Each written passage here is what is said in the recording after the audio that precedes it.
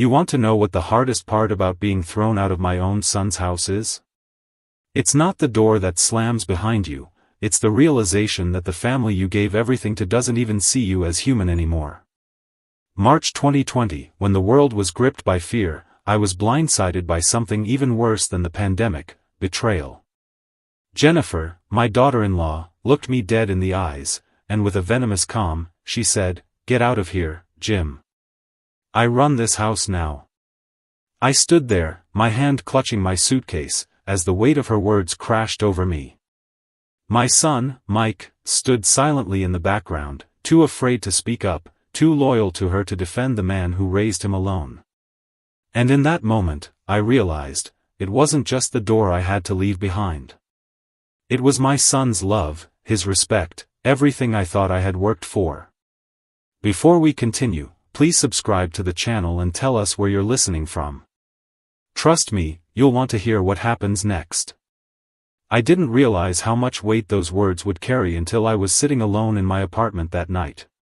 The city outside was still, the streets quiet under the weight of the pandemic. I wasn't really paying attention to the world. I couldn't. My mind was consumed by the image of that door closing behind me, just like they'd closed the door to my life, to my son's heart. The silence in my apartment felt louder than the chaos outside. I sat in the kitchen, staring at the small, empty table where I used to sit with Mike. I thought about those quiet mornings when he was younger, about the way he'd look at me after school, his eyes full of trust. I thought about all the sacrifices, the years of working 2 jobs, the nights spent studying at community college to make sure I could provide for him after Susan died. I had raised him alone, every little sacrifice I made was for him. And yet here I was, an afterthought in his life, discarded for a woman who had no respect for me. I could feel it in my bones, the crushing weight of humiliation. It wasn't just the eviction. No. It was the fact that Jennifer, who barely even knew me, could treat me like trash in front of my own son. And Mike? He had chosen her. He had stood by while she tore me down, while she kicked me out like I didn't matter. It wasn't just the house that hurt, it was the finality of it all. Mike, my own flesh and blood, had made it clear. I was no longer welcome. Not in his home. Not in his life. I stood up from the table, walking aimlessly across the apartment. Every piece of furniture felt foreign now. It was as if my entire existence had been erased in a single moment. I should have been angry. Hell, part of me was. But the deeper I dug, the more I realized it wasn't just anger, it was grief.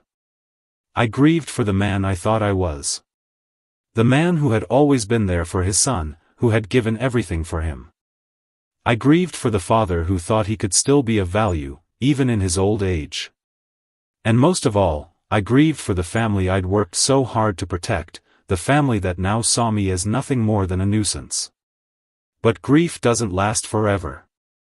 And I'll tell you, when you've lived as long as I have, you learn that you can't afford to stay stuck in it. You either sit there and let it eat you alive, or you stand up, dust yourself off, and start planning your next move.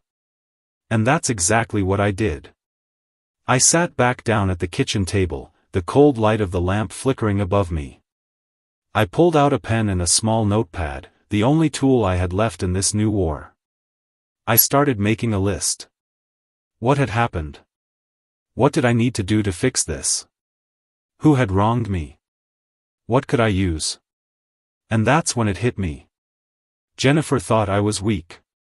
She thought she had me cornered. But what she didn't know was that I'd been playing the long game all along. She had no idea what I was really capable of. I hadn't been a retired teacher living off a pension. No. I was much more than that. And now, I was going to make her pay for everything she had done to me. For the humiliation. For the disrespect. For making me feel like I didn't matter. I began to make a plan. I knew how to handle situations like this. It wasn't the first time someone had underestimated me. I'd made a career out of it, hiding my true abilities while watching others make their mistakes. But now, the time for watching was over. It was time to show Jennifer exactly who I was, and who I could become. The next few days were a blur. I spent the entire time planning, gathering information, and doing what I had done best in my life, staying unnoticed while observing everything. I started with the basics. I needed to understand how Jennifer operated, what made her tick. I knew she worked at Keystone Mining Corporation, a company I had a stake in. But what I didn't know was the full extent of her manipulation, her greed, her disregard for rules. I didn't need to dig deep to find out, it was all right in front of me. I pulled out my old files, the ones that had sat gathering dust in the back of my closet for years. I had always kept a close eye on my investments, even when I pretended to be nothing more than a tired retiree. And there, in black and white, were the records of Keystone Mining, my company too, at least in part. I owned 30% of the shares. Always had. But Jennifer, she had no idea. No one in that company did. I had kept myself in the shadows, preferring to let others take the spotlight. But now, I was going to make sure that everything changed. The first thing I did was get in touch with Dr. Mitchell, the CEO of the company. Robert had been a close friend of mine for years, and he had no idea just how close I really was to Keystone. I called him up late one night, the night after the eviction. "Robert," I said, keeping my voice steady, "I need your help." "Jim, anything." "You know that," he replied. I paused for a moment. "I've been looking into some things at Keystone, and I think we need to talk about Jennifer Martinez." The line went silent for a moment. I could hear him shuffling papers on the other end. "Jennifer?" he finally asked. "What's going on?" "Let's just say, Robert, I think she's been playing the system for a long time. And I want to find out just how deep it goes." I didn't mention her role in the family or how she had thrown me out of Mike's house. That part wasn't important yet. The key was understanding what she had done to the company and to me. And I would expose it all. The next few days were spent meticulously going over documents. I knew exactly where to look: irregularities in company spending, contracts that didn't make sense, the lavish dinners Jennifer had been having while the company hemorrhaged money. Each bill, each report, each overlooked detail was a piece of the puzzle. I remember the moment I found the first solid lead. I was flipping through a contract approval from just a few months before. There it was, hidden in plain sight, a purchase order for equipment that was overpriced by over 30%. I jotted it down in my notebook, underlining the amount. I felt a surge of satisfaction. It wasn't the first sign of wrongdoing. There were others. But this was the first piece of evidence I needed to make my case. Jennifer had been abusing her position, skimming money off the company for her own benefit. And I was going to make sure she paid for it. I took a drive to the company's headquarters the following afternoon. I didn't go in, I didn't need to. I sat in my car across the street, watching as Jennifer's car pulled into the parking lot.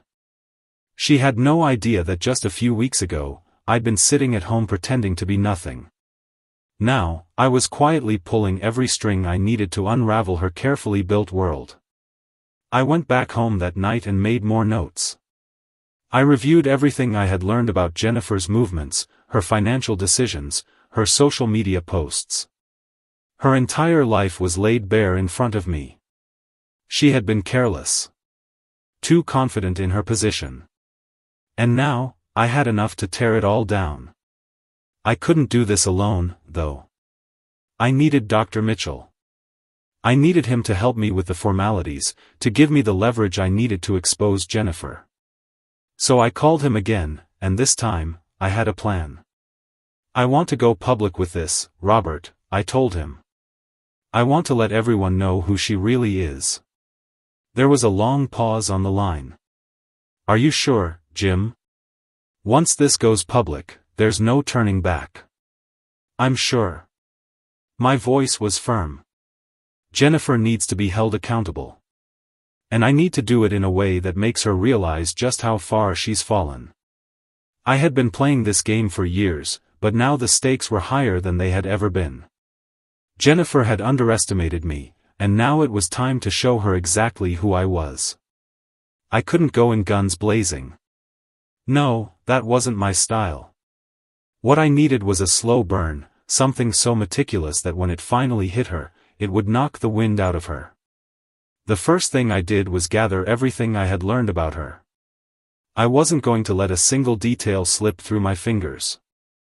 I made copies of all the evidence, the inflated contracts, the questionable expenses, the lavish dinners and gifts she'd posted about online. The irony of it all hit me every time I looked at those social media pictures. Jennifer, the woman who had called me a burden, living a life funded by stolen money. I could feel the anger bubbling up inside me, but I knew better than to let it control me. This wasn't about rage. This was about justice. I had been playing the weak, dependent old man for so long, but no more. It was time to make Jennifer realize that the empire she had built, at least the one that mattered, wasn't built on her own. It was built on lies, manipulation, and financial misconduct. I reached out to Robert again, telling him I was ready to move forward. I had already sent him the initial evidence, and now it was time to put our plan into action. I wanted to be there when Jennifer realized what was happening.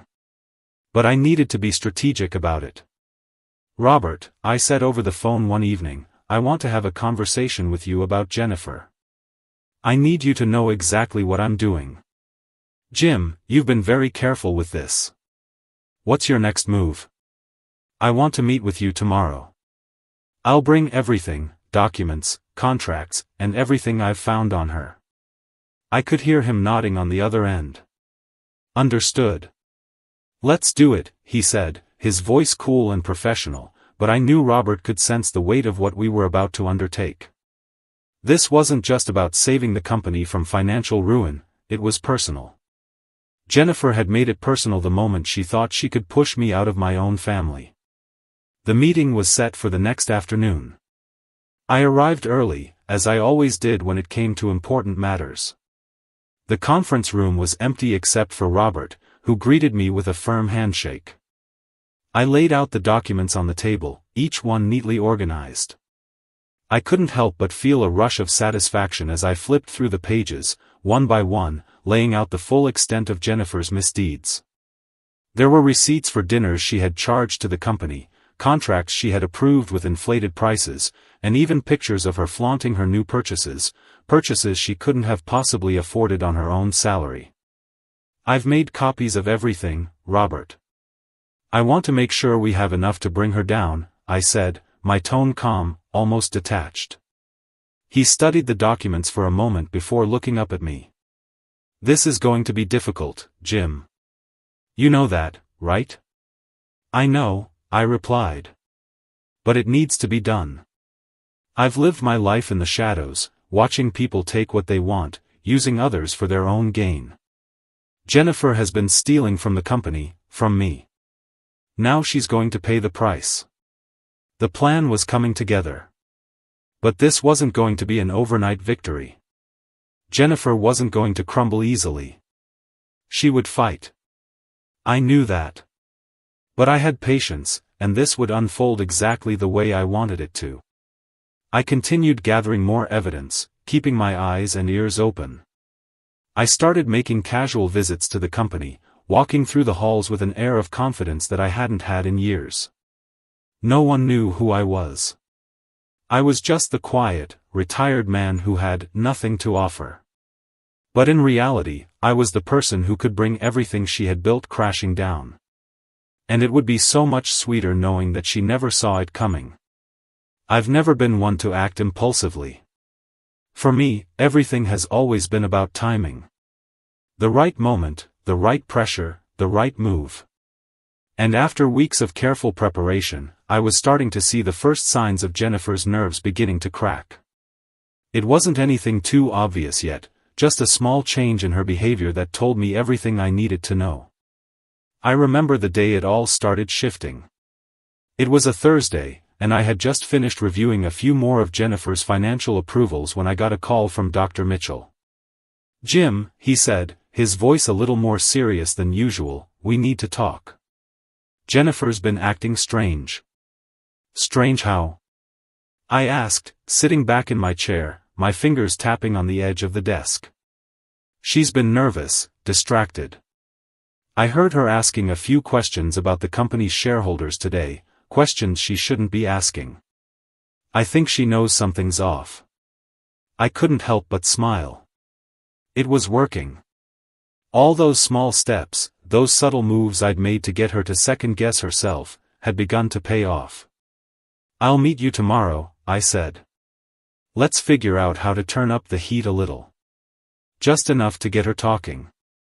The next day, I met with Robert again, and we discussed our next steps. Jennifer was getting paranoid. Good. It meant she was beginning to feel the pressure, and the more anxious she became, the more mistakes she would make. She was slipping up already. Her confidence was cracking. It was a beautiful thing to witness. But I couldn't stop there.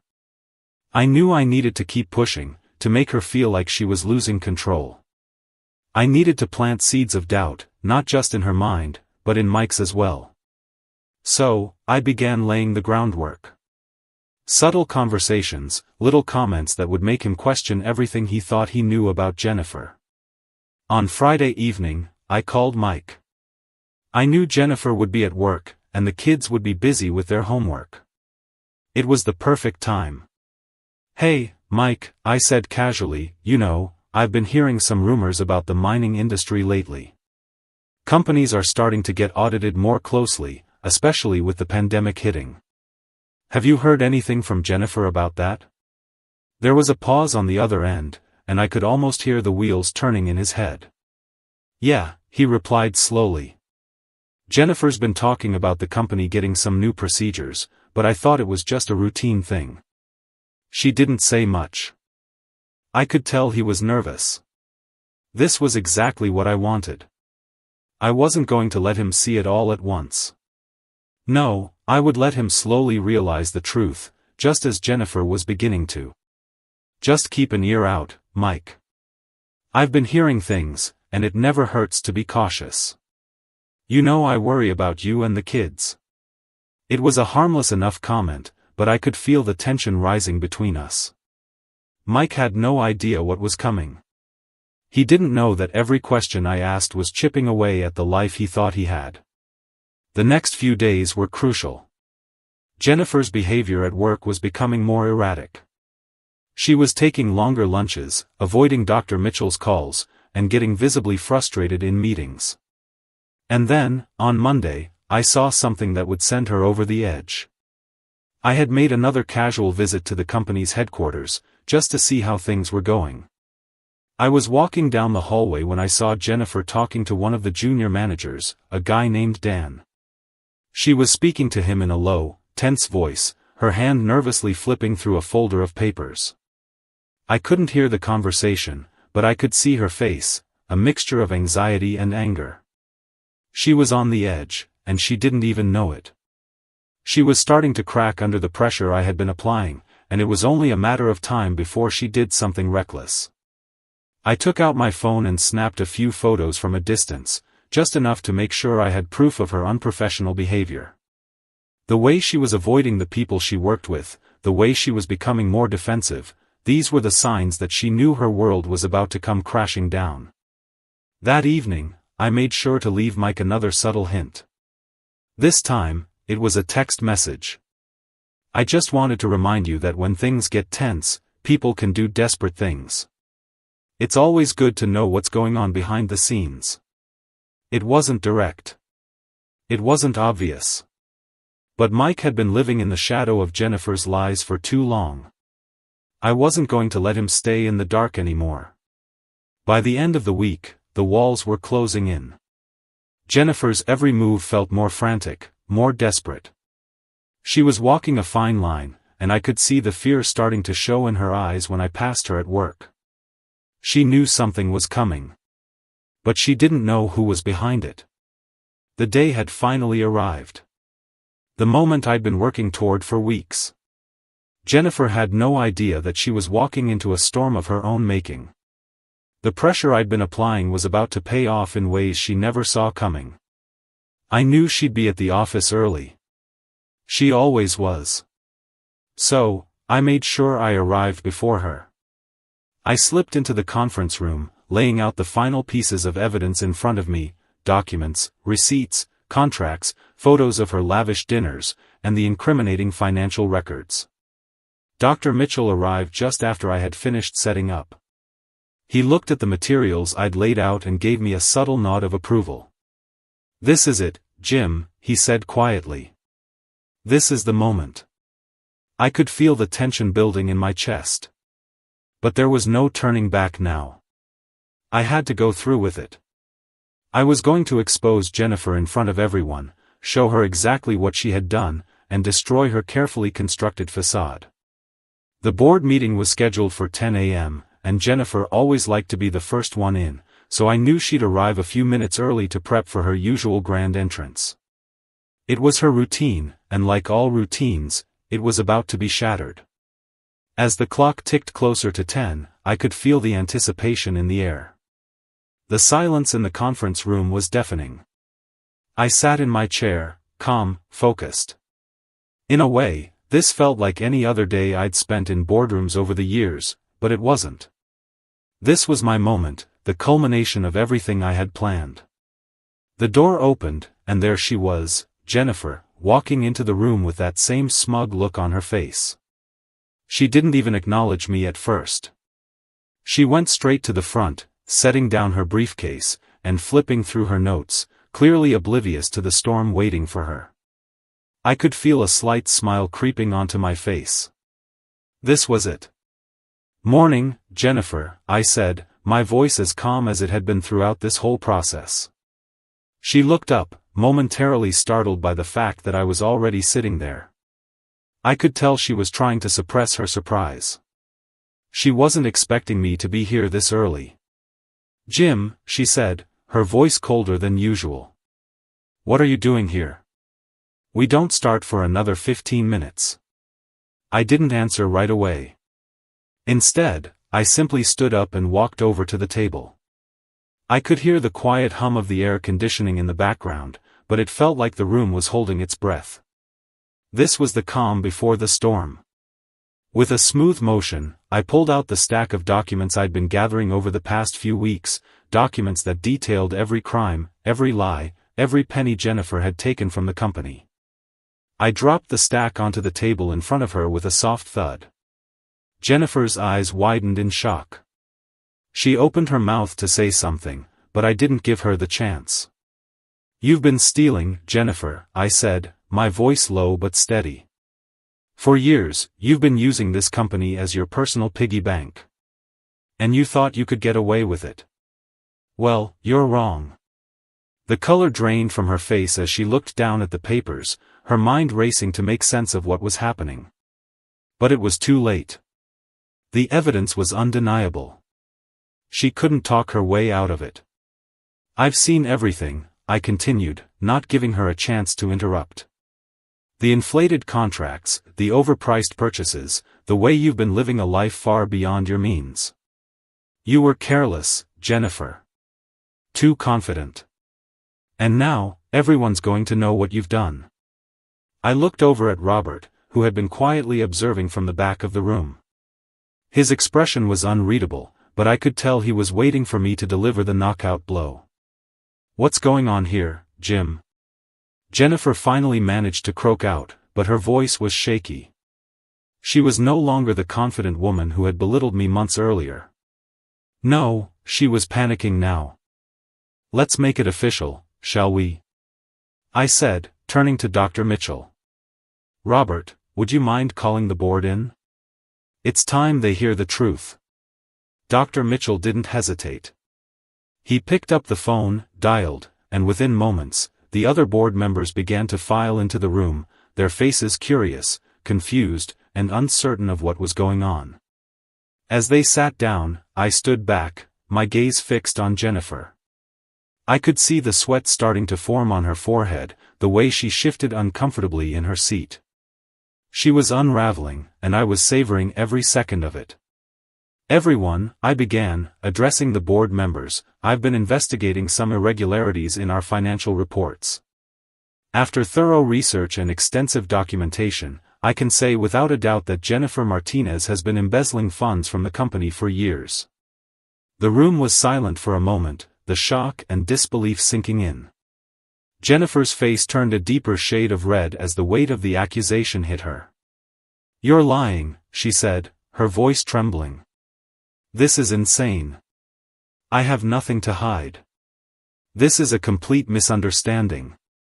But it was too late for her protests. The evidence was too strong. I turned to the board. "If you'll look at these documents, you'll see the proof. Jennifer has been misappropriating company funds, creating fake invoices, and even inflating project costs to line her own pockets. And it gets worse, she's been using company resources to fund her lavish lifestyle." The room gasped. I could see the board members exchanging looks, some of them too stunned to speak. "Jennifer," I said, my voice now cold and direct, "you've been caught. And the price for your betrayal is about to be much higher than you could ever have imagined." The room was dead silent. The air felt thick, suffocating. I stood there, watching Jennifer's world unravel, piece by piece. I could see the realization creeping across her face, slow, painful, like the final seconds before a train wreck. The weight of the truth had finally hit her. She was no longer the confident, powerful woman who had thrown me out of my son's house. Now, she was just a guilty, trapped criminal, standing in front of an audience of people she had deceived for years. Her voice was shaky when she finally spoke. This isn't true," she stammered. "These documents, this is all fabricated. Someone must have planted this evidence." I didn't let her finish. I had no patience for her lies anymore. "Jennifer, stop," I said, my voice cutting through the panic in the room. "We both know this is true. You were careless, and now you're going to pay for it. You've been using the company as your own personal piggy bank, inflating prices, stealing from us all. You didn't think anyone would notice, but I've been watching for years." I could feel the eyes of the board members on me, some shocked, others ashamed of not having seen it sooner. But what mattered now was the fallout. Jennifer's empire was crumbling, and there was no escaping it. Dr. Mitchell, who had been quietly watching the exchange, finally spoke up, his voice low but firm. "Jennifer, you've been an asset to this company, but these actions are unacceptable. I have no choice but to suspend you from your position effective immediately. We'll need to conduct a full investigation into your activities." Jennifer opened her mouth to argue, but Dr. Mitchell didn't give her the chance. "You'll be placed on administrative leave until we can sort through the evidence. You will not have access to any company resources during this time." The blood drained from Jennifer's face. She looked around at the board members, her eyes wild, trying to find some shred of support, some ally who would believe her lies. But it was over. The jig was up. She looked at me then, her gaze full of fury and disbelief. "You did this," she spat, her voice trembling with anger. "You used your connection to get me fired. You—" "No, Jennifer," I cut her off, my voice calm but cold. "You did this to yourself. You made your choices. And now you're paying the price." The room buzzed with murmurs as the board members processed the situation. I could hear snippets of conversations, people whispering about the severity of the charges, about what would happen next. But there was no doubt in my mind, Jennifer had just lost everything. Her career, her money, her reputation, gone. But it wasn't just her downfall I was savoring. No, there was something else. Something that had been eating at me since I'd been thrown out of Mike's house.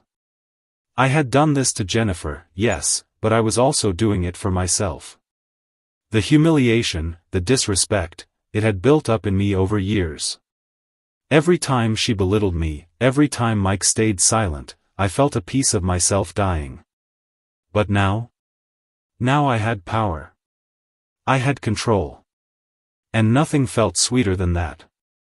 As the board meeting wrapped up, I could see Jennifer's shoulders slumped in defeat. She knew it was over. There was no coming back from this. But I wasn't done yet. Not by a long shot. I walked over to the table, where Jennifer was still standing, eyes wide, her hands shaking. "I hope you understand, Jennifer," I said, my voice low, "this is just the beginning." She didn't respond. She didn't have to. Her life was falling apart before her eyes, and there was nothing she could do to stop it. Later that evening, I met Mike at a quiet cafe. I knew the confrontation with Jennifer would be intense, but I didn't expect it to hit him like this. He looked worn out, defeated, like he hadn't slept in days. "I didn't know," he said, his voice barely above a whisper. "I never knew any of this. About Jennifer, about the company." I sat across from him, my hands folded on the table. I had been preparing for this moment, but it didn't make it any easier. The truth was finally out in the open. And there was no sugarcoating it. "Mike, it's not just about the company," I said, keeping my voice steady. "It's about everything. About how she treated me. About how you allowed her to push me out of your life without a second thought." His eyes welled up with tears. I didn't know what to do. She had me wrapped around her finger.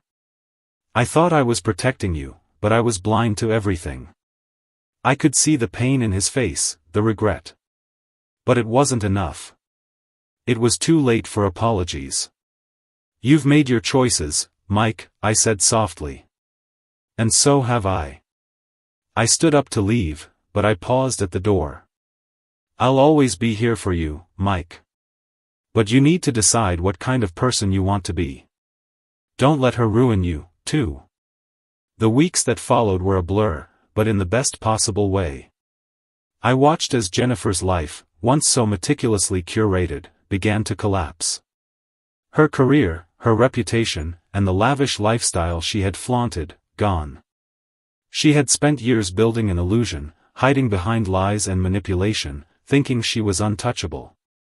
But the truth had a way of unraveling everything. The company launched a full investigation into her actions, and every day, the headlines seemed to get worse for her. "Top executive fired for embezzlement. Jennifer Martinez faces legal action." It was all over the news, and the scandal grew bigger by the day. The board had been forced to retract everything she had done, and every questionable deal she'd ever made was now under intense scrutiny. But the real payback wasn't just in the headlines. No, the real payback came in the form of her financial downfall. Jennifer had spent most of her career using the company's funds to pay for her personal luxuries. But when the company froze her assets as part of the investigation, it was like watching the walls of her perfect life crumble. She no longer had access to her expensive cars, her extravagant wardrobe, or her designer homes. She was forced to downsize, selling off assets and trying to rebuild her life from the ground up, but there was more. Her personal life began to unravel too. The stress of losing her career, the public shame, and the looming criminal charges pushed her marriage to the breaking point. Mike was caught in the middle, and for the first time, he saw the woman he had once adored for who she truly was. The lies, the manipulation, he couldn't ignore them anymore. One evening, Mike called me. He didn't even need to say much. I could hear the pain in his voice, the regret. "I've filed for divorce," he said quietly. "I can't live like this anymore, Dad. I can't keep pretending everything's okay when I know the truth." I was silent for a moment, letting the weight of his words sink in. It wasn't easy, but I knew this was the best thing for him. He had been trapped in a relationship built on lies. Now, he was free. And in that freedom, maybe, just maybe, he would find his way back to the man he used to be. "You did the right thing, Mike," I said, my voice steady but full of emotion. "You deserve better than this." As the days passed, Jennifer's situation only worsened. The legal battle had begun, and it wasn't just her career on the line. She was facing criminal charges, and the money she had embezzled would have to be repaid. The company had already started the process of reclaiming what was owed, and the amount was staggering, hundreds of thousands of dollars. In the courtroom, Jennifer was no longer the confident woman who had thrown me out of Mike's house. She was a shell of her former self, her arrogance replaced by desperation. When her lawyer tried to argue her case, the judge didn't even let him finish before delivering the verdict. "Guilty," the judge said, his voice cold and final. "You are hereby ordered to repay the amount you stole, and further legal action will be taken for the charges of embezzlement. Your career is over." Jennifer's face was pale as she was led out of the courtroom. Her entire world had come crashing down around her, and there was nothing she could do to stop it.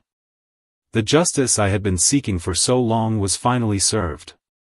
But even as the gavel fell, I couldn't shake the feeling that something was missing. Yes, Jennifer had been held accountable for her actions, and Mike had finally seen the truth. But in the end, I realized that my revenge, as satisfying as it was, hadn't brought me the peace I thought it would. I had reclaimed my dignity, my sense of justice, but the cost had been high. My relationship with Mike was still fractured. We were no longer father and son in the way we once were. The space between us, the resentment, was something that couldn't be erased with one act of retribution. As I sat back in my chair, reflecting on everything that had happened, I realized that this was the true price of revenge. It wasn't the satisfaction of winning or the joy of seeing someone else lose. It was the emptiness that followed, the realization that no matter how much justice you achieve, it can never replace what's been lost along the way. But still, I felt a small sense of peace. Jennifer had paid for her actions. Mike had finally seen the truth. And I had found a new sense of strength I didn't know I had. The man I had once been, weak, dismissed, humiliated, was gone. And in his place was a man who could stand tall, no matter what life threw at him. As I sit here, reflecting on everything that's happened, I realize there's one thing that keeps gnawing at me, something I can't shake off, no matter how much time passes. The truth is, I thought revenge would feel like closure. I thought it would bring me peace, like a heavy weight finally lifted off my shoulders. But here I am, alone with my thoughts, and I can't help but wonder if it was worth it. When I first started all this, it was about more than just justice. It was about reclaiming something I had lost, my respect, my dignity. It was about showing Jennifer, and everyone else, that I wasn't just the fragile, old man they thought I was. I had something to fight for, and I was going to make sure they saw it. But as the days go by, I begin to see the toll it's taken. The damage to my relationship with Mike, the emotional cost of watching my son lose everything, his marriage, his trust in his own judgment. Even if he never fully understood what I did, I know he'll never see me the same way again. I'll never be the father he once knew, and I'll never be able to fix that. Sometimes, when I lie awake at night, I wonder if I could have handled things differently. Could I have been more patient with Mike? Could I have found another way to show him the truth without tearing our family apart? I don't know. I guess it's easy to say now that revenge was the wrong choice, but at the time, it felt like the only choice. I remember the first time I felt the sting of betrayal. It was that moment when Jennifer told me to leave. The way she looked at me, like I was nothing. The pain of hearing my own son say nothing, of watching him choose her over me, it's a pain I'll never forget. That moment changed me. It made me realize that I couldn't just be a bystander in my own life anymore. But the truth is, I don't know if I'll ever feel truly whole again. The pieces of me that I thought were safe, my family, my place in the world, are all scattered now, and I'm left to pick them up, one by one. The satisfaction I thought I'd get from exposing Jennifer? It's gone. Replaced by an emptiness I didn't expect. I know what you're thinking. That I'm just a man who got what he deserved. That revenge was the price I had to pay for holding on to grudges for too long. But it doesn't feel that way. What I wanted wasn't just justice, it was redemption. Redemption for all the years I spent as a doormat, for all the times I let people walk all over me. And while I got a taste of that redemption, it didn't taste sweet like I thought it would. It tasted like loss. Like something I couldn't get back. But here's the truth, revenge, no matter how sweet it seems at first, can't fill the hole inside of you. I thought that exposing Jennifer, tearing down the empire she'd built on lies, would give me back my place in the world. But it didn't. I've lost more than I gained. And the worst part? I didn't even realize it until it was too late. I sit here now, in the quiet of my apartment, and I think about the future. I think about Mike, about the kind of man I want him to become. I want him to heal from this, to rebuild himself, just as I am trying to rebuild my own life. The family I fought for, the family I thought I could protect, well, they're all broken now, and I can't fix that. But maybe, just maybe, I can find a way to move forward. Maybe I can build something new. Something stronger. Something I can be proud of, without all the pain, without all the bitterness that's been eating away at me for so long. As I sit here, I realize that I'm not the man I was before. And that's okay. Maybe it's time to accept that. Maybe it's time to stop looking back and start looking ahead. But if there's one thing I've learned through all of this, it's this: revenge doesn't always bring peace. It can't fix what's broken. And sometimes, the greatest form of justice is letting go. The days after everything came crashing down were strange. The world seemed to move at a different pace than I was used to. Jennifer's fall from grace had been swift, but it wasn't the satisfying conclusion I'd imagined. Watching her struggle with the consequences of her actions should have brought me peace, but all I felt was emptiness. The joy I had expected was lost somewhere in the space between the moments when I'd executed my revenge and the quiet aftermath. Mike and I had started talking again, though it was strained. I could hear the hesitance in his voice whenever we spoke, like he was waiting for me to judge him for everything that had happened. But I didn't. I couldn't. The pain of seeing him torn between me and Jennifer, the woman he had once loved, was enough to keep my bitterness at bay. We sat down one evening, after weeks of avoiding the topic, and had one of the most difficult conversations I've ever had. The truth was out in the open now, and there was no more hiding. Mike had heard it all, the allegations against Jennifer, her embezzlement, the wreckage of their marriage. He was devastated, yes, but not just by what she had done. He was devastated by his own choices. "I never saw it," Mike said, staring at the floor, his voice thick with regret. "I thought I was protecting you by staying out of it. But I let her drive a wedge between us. I wasn't there when you needed me, Dad. I didn't say anything at first. The words I wanted to say, comforting words, advice, wisdom, stuck in my throat. What could I say to a son who had lost everything because of his own blindness? But in that moment, I realized something important: this was his journey now. Just as it had been mine. The road to forgiveness, to healing, was his to walk. "You're here now," I said softly, breaking the silence. "And that's all that matters." There was no grand resolution. No magic moment where everything clicked back into place. The truth had been laid bare, and now it was time to rebuild, even if that meant starting from a broken foundation. But Mike wasn't the only one who had been affected by this. Jennifer's fall had sent ripples through everyone involved. Her reputation was shattered, her career in ruins, and though I had gotten the justice I sought, I couldn't help but feel the weight of what it had cost. I thought about her often in those days. Not with anger, but with a strange mix of sadness and pity. She had everything: power, control, a life built on deceit, and in the end, it had all come crashing down. What good is all the money, all the success, if it comes at the cost of your soul? Jennifer had sacrificed everything for the illusion of a perfect life, and now she was left with nothing. As for me, I was learning how to live with what I had done. There were days when I felt proud of my actions, when I knew that exposing Jennifer had been the right thing to do, not just for me but for the company, for Mike, even for the people she had hurt. But there were other days, quieter days, when I wondered if it had all been worth it. I had gotten my revenge, but what had I really gained? I still felt a distance between Mike and me, and the bitterness between us was harder to erase than I had expected. The space between us wasn't just physical, it was emotional, like a wound that hadn't fully healed. In those quiet moments, when the weight of everything seemed too heavy, I reminded myself of something I'd learned long ago: life doesn't hand you second chances, and sometimes, the only way to move forward is to leave the past behind. So I did.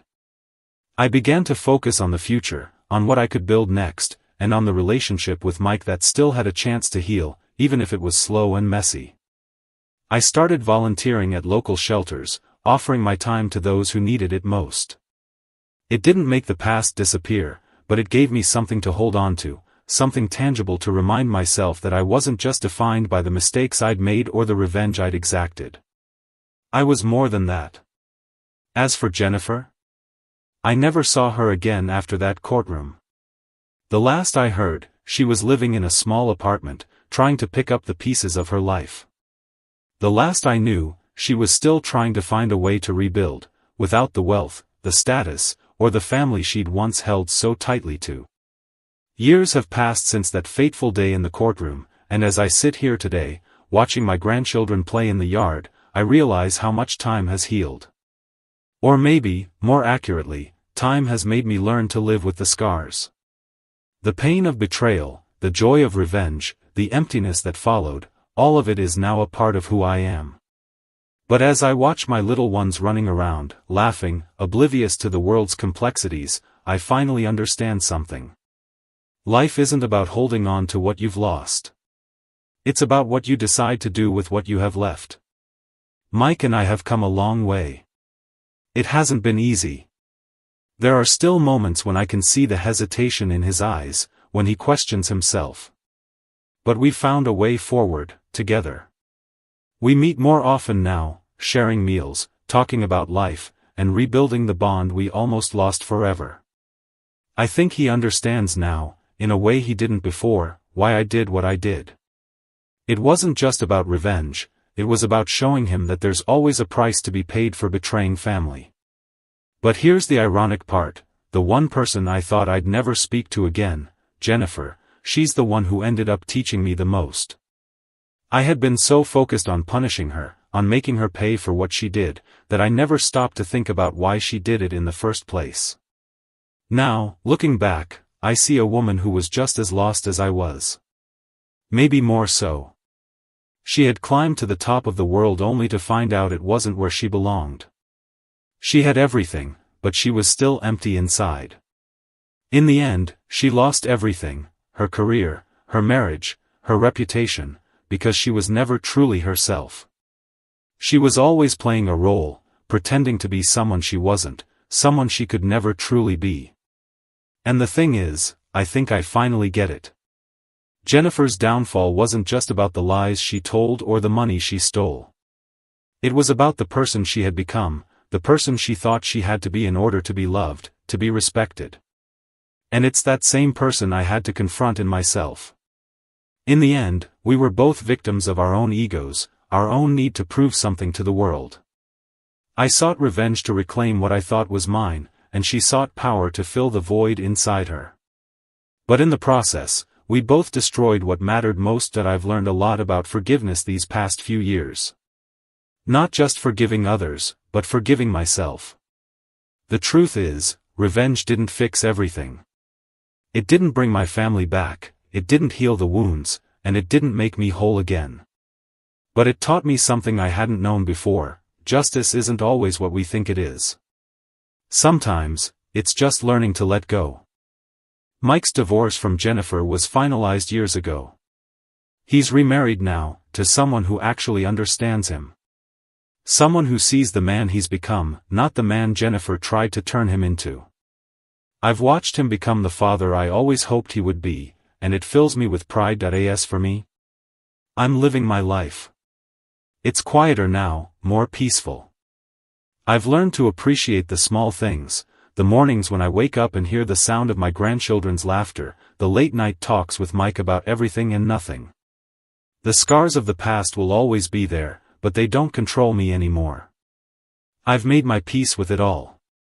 And as for Jennifer, well, I haven't heard from her in years. I assume she's still trying to rebuild her life, though I doubt she'll ever truly find peace. I know she hasn't changed. Some people can't. But I've realized that her fate doesn't concern me anymore. I don't need to hold on to that anger, that need for revenge.